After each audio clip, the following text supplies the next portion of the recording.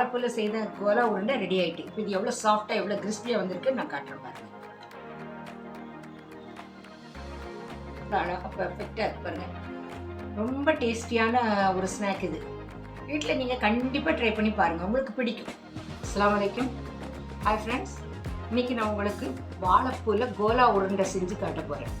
அதுக்கு தேவையான பொருட்கள் என்னங்கிறத சொல்கிறேன். கடலைப்பருப்பு 150 கிராம், ஒரு 2 மணி நேரம் ஊற வச்சு எடுத்து வச்சுருக்கிறேன்.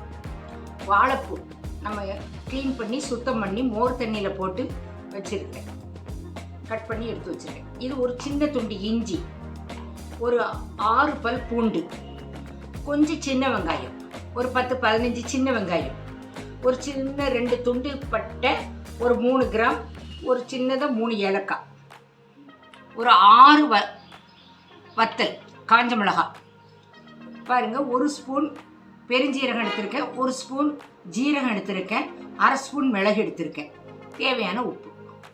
ஃப்ரெண்ட்ஸ், இப்போ இது எல்லாத்தையும் ஒன்றா ஒரு மிக்சி ஜாரில் சேர்த்து நம்ம அரைச்சிக்கிடுவோம். இப்போ பாருங்கள் ஃப்ரெண்ட்ஸ், ஒரு மிக்சி ஜாரில் இஞ்சி, பூண்டு, பட்டை, ஏலக்காய், கிராம்பு, ஜீரகம், பெருஞ்சீரகம், மிளகு, சின்ன வெங்காயம், காஞ்ச மிளகாய், இது எல்லாத்தையும் நம்ம ஆட் பண்ணியிருக்கோம். இதை நம்ம அரைச்சிட்டு வருவோம். ஸ்பைசஸ் பட்டை, ஏலக்காய், கிராம்பு, அந்த இஞ்சி பூண்டு எல்லாம் போட்டோம்ல, அதை இப்போ நான் அரைச்சி எடுத்திருக்கேன். இதை ஒரு பவுலில் ட்ரான்ஸ்ஃபர் பண்ணிடுவோம். ஃப்ரெண்ட்ஸ், இப்போ பாருங்கள், நம்ம அந்த ஸ்பைசஸ் எல்லாம் அரைச்சிட்டு வந்து அதை ஒரு பவுலில் போட்டிருக்கோம். இப்போ நெக்ஸ்ட்டு ஸ்டெப் வந்து நம்ம இன்னொரு மிக்சி ஜாரில் நம்ம இந்த வாழைப்பூயை, இந்த கடலைப்பருப்பு இதையும் நம்ம அரைக்க போகிறோம். ஃபஸ்ட்டு நம்ம ஊற வச்ச கடலைப்பருப்பை சேர்த்துருவோம். இப்போ இந்த கடலைப்பருப்பை கொஞ்சம் குறகுறப்பாக அரைச்சிட்டு வருவோம்.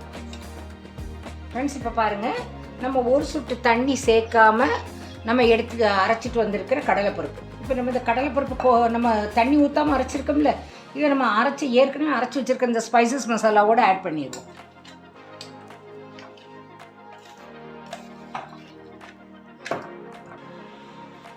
இப்போ தண்ணி ஊற்றாமல் நான் குறகுறப்பாக அரைச்ச இந்த கடலைப்பருப்பை நம்ம ஏற்கனவே அரைச்ச அந்த ஸ்பைசஸ் மசாலாவோடு ஆட் பண்ணியிருக்கேன். இப்போ நம்ம வாழைப்பூவை நல்லா இறுக்கி பிழிஞ்சிடணும், தண்ணி இல்லாமல்.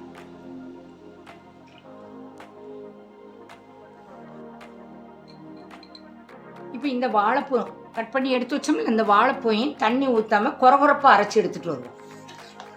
இப்போ பாருங்கள் ஃப்ரெண்ட்ஸ், நம்ம அரைச்சி எடுத்துகிட்டு வந்துட்டோம். இதையும் இதோடு சேர்த்து ஆட் பண்ணிடலாம்.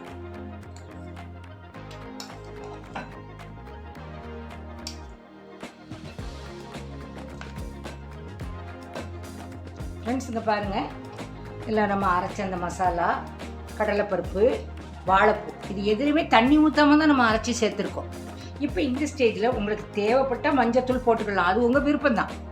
லைட்டாக ஒரு 1/2 ஸ்பூன் போட்டுக்கோங்க. இப்போ இந்த டிஷ்ஷுக்கு தேவையான உப்பு. இப்போ எல்லாத்தையும் நல்லா கலந்து விட்டுருங்க.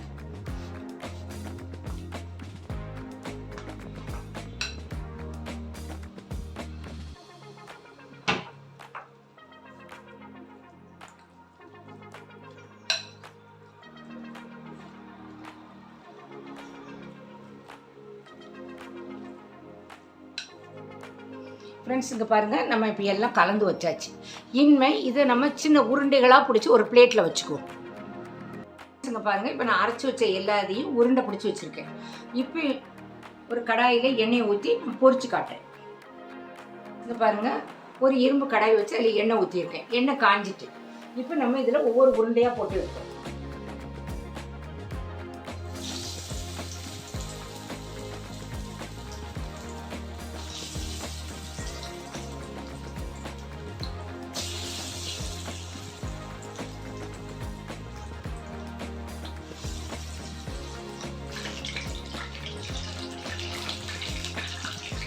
இதை மெதுவாக திருப்பி விடுங்க.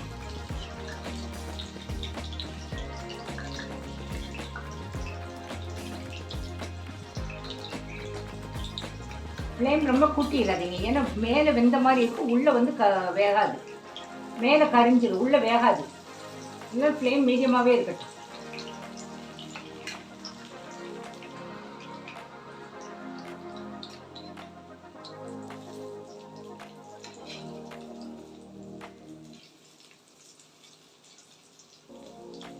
ஃப்ரெண்ட்ஸ் இப்போ இது பாருங்கள், இது கரெக்டாக வந்துருச்சு. இப்போ இதை நம்ம எடுத்துருவோம்.